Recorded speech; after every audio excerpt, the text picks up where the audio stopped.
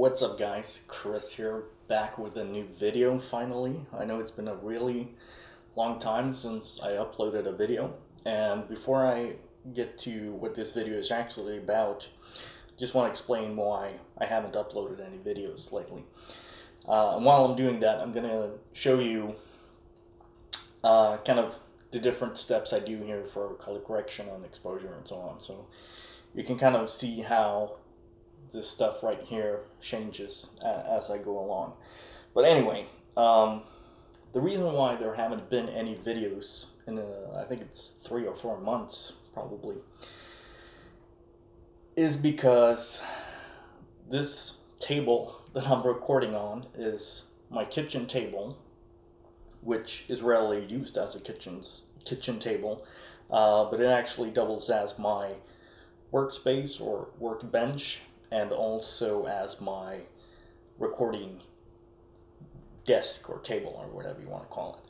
So up until this past weekend, which is yesterday, this table was full of tools and airsoft projects and gun parts, and just there wasn't any room to set up a recording session.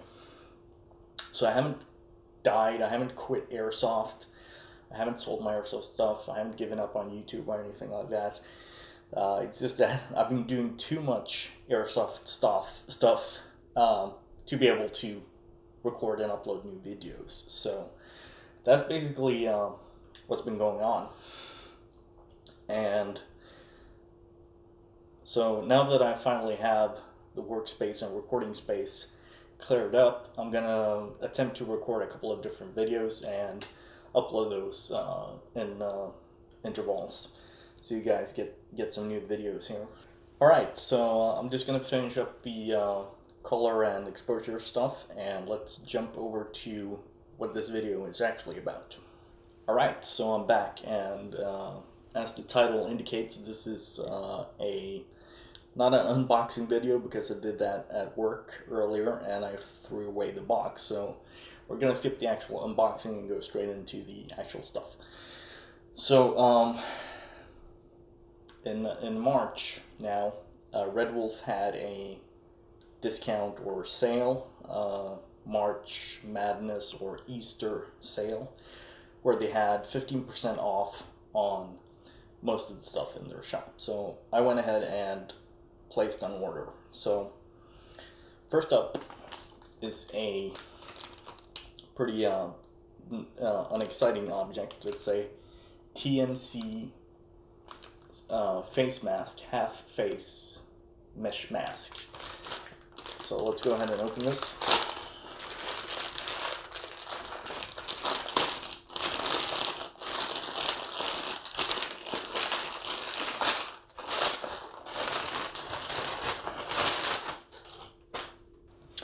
Right, so I took the plastic off, and it's nothing special. It's a standard black face mask, face mesh mask. And I'm going to use this for my helmet build that I'm currently doing. I'm trying to do a setup where I have the face mask is going to be attached to my goggles, and then the goggles are going to be attached to the helmet. So I just have a single point of equipment to strap on. The reason why I had to buy this was I had one of these. I messed up when I had to mod the outline here to fit the goggles a bit better, and then reattach this lining, and I messed up doing that, so I got a new one. It was $7, I think, on the sale. So yeah, I was trying to take a look here. What I have to do is lift up this lining to trim the metal. We'll see how that goes. Hopefully better than the last time. Actually, I didn't mess up the mask that bad. It's still usable, but I got hot glue all over. I melted through this lining in some places and so on. So anyway, enough about that. Yeah, let's jump straight into the box. So as you can see, this is a KWC M1911 A1 TAC model, which is the tactical model, of course. We got blowback 900 grams, 205 millimeters, max 1.5 joule, full metal 14 shots, and then a magazine referencer. If you've been following my Instagram and Facebook and all of that, you know that not long ago I purchased the Cybergun Colt 1911 railgun stainless version, which is based on the KWC 1911 system, and absolutely love it. It looks great, but in fact I like this gun so much that I want to use it as my sidearm when actually playing airsoft, and I don't really want to mess up my stainless trademark one. So again, I got this from RedWolf. It was $89 originally, and then with 15% off, I think it was like $76. So that's a pretty sweet deal for one of these. Let's get the box out of the way.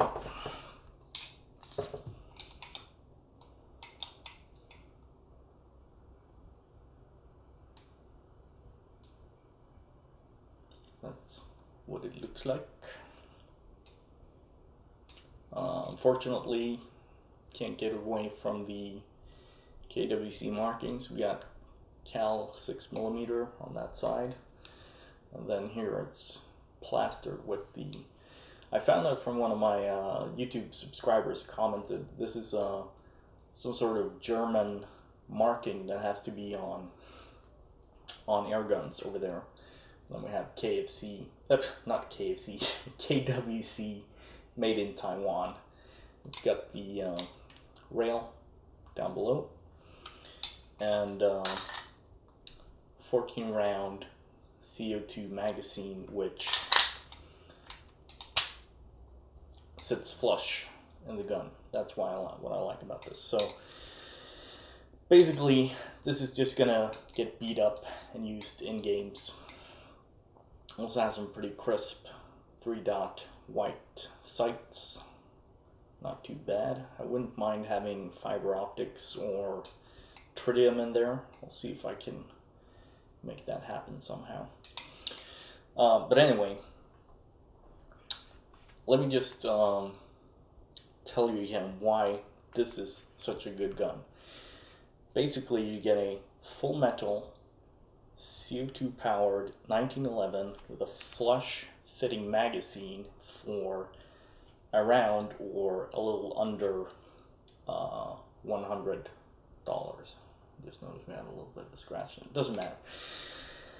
If you were to build a full metal 1911 that kind of looks like this, or any variation of it, you can either go with KJW, which are decent, and it costs a little bit more than this, or you can do a full custom build based on a TM 1911. That's going to run you like anything from $400 to $800. But here's the problem: the KJW one has a magazine bumper. I'm not kidding you. That's like that much bigger at the bottom, and the Tokyo Maru ones can't accept a CO2 cartridge in the magazine well, which means they have terrible performance and what's it called? Gas efficiency when you put a metal kit on it. So yeah, that's why I like that. Also got 2 spare magazines for this, same as the one that's in the gun. Funny thing is, RedWolf has their own branded KWC magazine with a tactical bumper, kind of like the KJW, which I don't like, but it's a little bit slimmer. It's like the MEU magazine bumper. Those were $30 a piece and were excluded from the 15% discount. Then they had the original let's see here, KWC, not KFC, not KJW, KWC magazine for $30, which is for the like classic 1911 model. And then they had these ones, which are pretty much exactly the same, different product code number or SKU, for $25. So of course I got two of these, 25 each, and then 15% off. I think it's like 21 per magazine, which is great. Next up, I went ahead and got the I made a mistake here with the lighting. I used to have my, actually I can fix that, let's see. So I have my highlights over here. So basically this is the RedWolf Airsoft threaded, there we go, threaded outer barrel for the KWC 1911. Let's see, this is counterclockwise 14 millimeter, and I got this because I figured 1911 with a thread protector on it looks pretty badass, I think. So this was 25, I think, and since this is a RedWolf Airsoft branded product, it was excluded from the 15% discount. But here's the thing, I also took a bit of a gamble and got this Mad Bull Hitman 1911 compensator. Let's see, we can do a mock-up here. And this is advertised as being for the WE, Tokyo Marui, and KDW 1911s, but I think I'll be able to make it fit by just slimming down this locking lug a little bit. So it looks promising, and I'd rather have this badass looking compensator than the threaded outer barrel. So I'm not sure if I'm going to keep this or sell it or whatever. The problem is, if you put the threaded outer barrel on here and you actually put a suppressor on it, the sights are not suppressor height, so you're not going to be able to use the sights if that's on there. But this one is flush fitting at the top, so it's going to work. So I don't think that's going to take much to take care of. And lastly, RedWolf also conveniently had a spare parts kit for the KWC 1911, and this is a nozzle kit. You get the blowback housing, piston head, nozzle return spring, and the nozzle. And there's also the nozzle spring plunger and rocket valve or floating valve. And that's the only thing that I've heard people actually say anything bad about the KWC 1911s, is that the nozzle or the spring tend to break after a while, and that spare parts were hard to come by. So I figured this was $14 from RedWolf, so I just went ahead and got that as well, so I have one. But check this out, listen to this. Oh, that sound. That sound.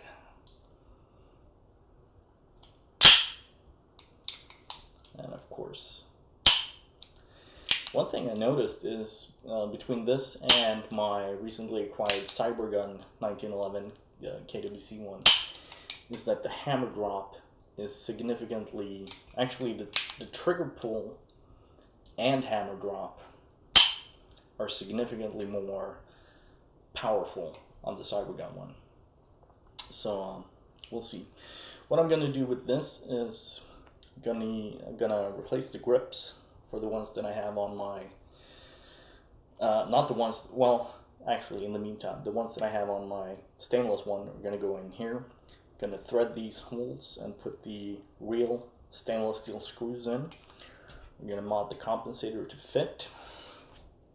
And I'm also going to put on this Surefire X300 replica light. And it's nicely flush fitting on a railed 1911. So, and that's going to be my sort of combat sidearm. So it's going to be pretty cool.